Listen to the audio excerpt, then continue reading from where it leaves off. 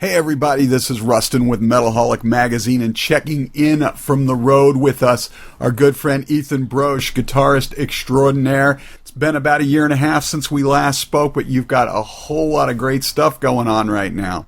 Oh yeah, it's great to be back. Appreciate that, Rustin. Well, Deva, let's talk about you're out on tour right now. As people can probably hear, you're out on the road there in the background, out with probably one of your heroes, I'm sure, Yngwie Malmsteen.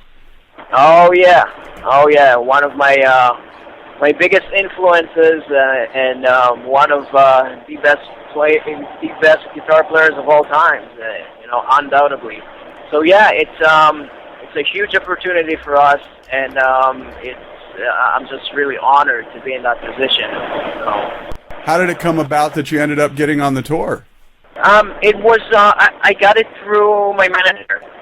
My manager is a really great manager, and he just it's like on a Friday night, I just got a phone call, and he put this in front of me, and I was like, and ever since that happened, maybe 2 months ago, my life pretty much turned upside down, trying to figure out every little detail of putting this whole tour together. It's not easy. There's a lot that goes into it. So. Well, and this is sort of an interesting tour for you too, not just in the fact that you get to play with Yngwie, but for I think the first half of the tour you're going out with your band, which includes your dear sister Neely, and then for the second half you're going out with your new band Burning Heat. First off, so for the first half, what's it like to get out there on the stage again with your sister? Well, it's great. It's different when you actually have family on the road, and it's very nice. And my sister is a very, very good guitar player, and she's a solo artist herself. So I knew that she could easily get all the parts, and I wouldn't have to worry about that. And it's nice that I look to the left on stage, and I just see my little sister there. So that's really cool. And plus, I'm very, very happy with this band that I have now. I have this drummer. His name is John Anthony, and he's a ridiculous monster of a drummer.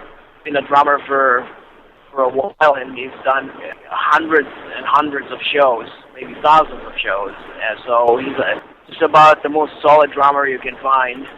Then I have my friend Giorgio Mangelli, who came from Italy, and he's playing bass with us, and he's one of my old Berkeley buddies, and another really amazing player.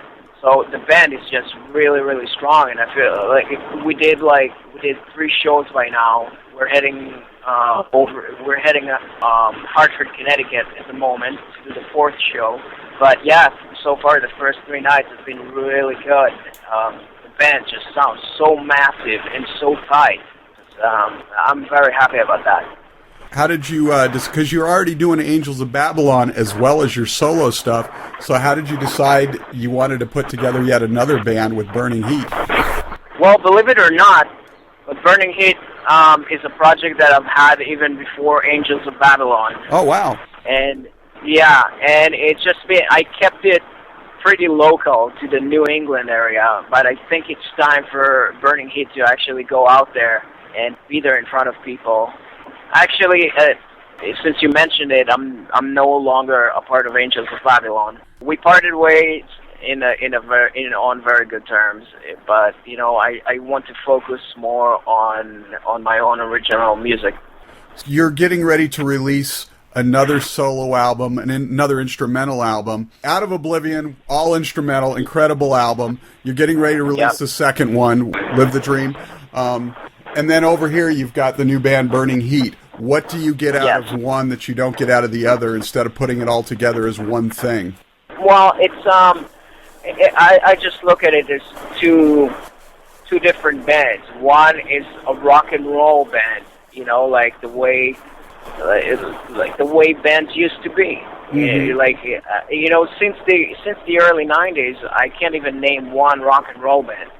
And it's a shame, because there are a lot of people that love that style of music, and they're just not getting any music like that anymore. There are not a lot of new bands that do that anymore, and the ones who do that, they don't really get any recognition from any labels or anything. So we're just trying to, bring the fun back.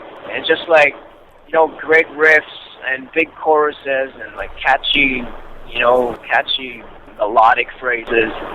This is what we're trying to do, and the instrumental stuff is just my other original project where, you know, I just sit down by myself and I write music, and yeah, it's two different things, but I love them both equally, I'd say.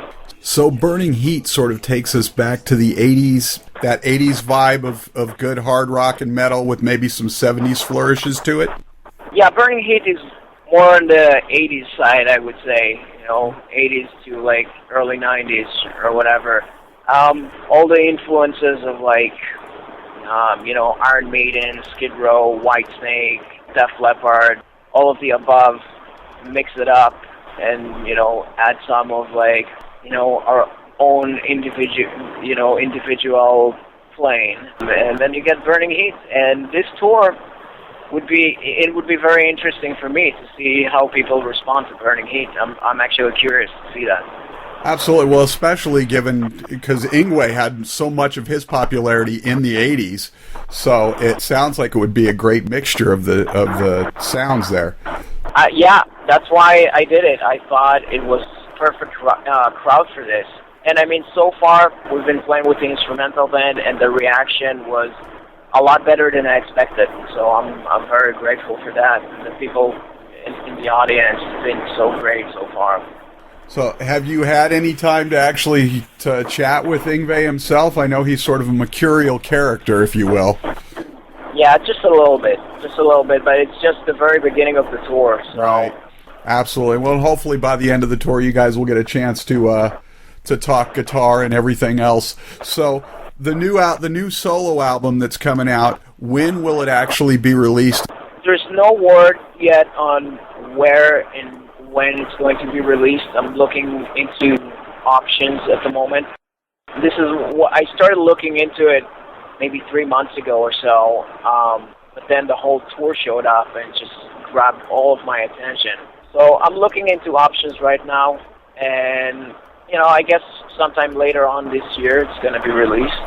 But I'm actually selling it on the tour, so it's almost like a tour exclusive. Like the release is actually happening on the tour. But the official release, I don't know yet. Nice. So live the dream. If you go out to the tour, people, make sure you get out there. Get out there early. Check out Ethan Brosh, and of course. For those who get to see the second part of the tour, Burning Heat. Is Burning Heat going to be releasing an album? We're doing something similar. We just finished recording an EP that we, you know, managed to actually finish recording just for this tour. So it's a 5-song EP, and yeah, I'm looking forward to people checking it out. Yeah, I literally finished the mixing just like the day before I left for tour or something, so I didn't even really get a chance to sit down and really listen to it properly. But, you know, we managed to do it in time for the Burning Heat leg of the tour. Excellent. So I'm excited about it. Yeah, a lot of new product, a lot of new shows. It's an exciting time.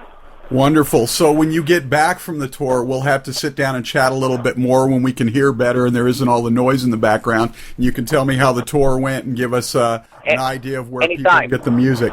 So thank you for calling in with the tour update and checking in with us. Be safe out on the road. Have a great tour, and we look forward to talking with you soon, brother.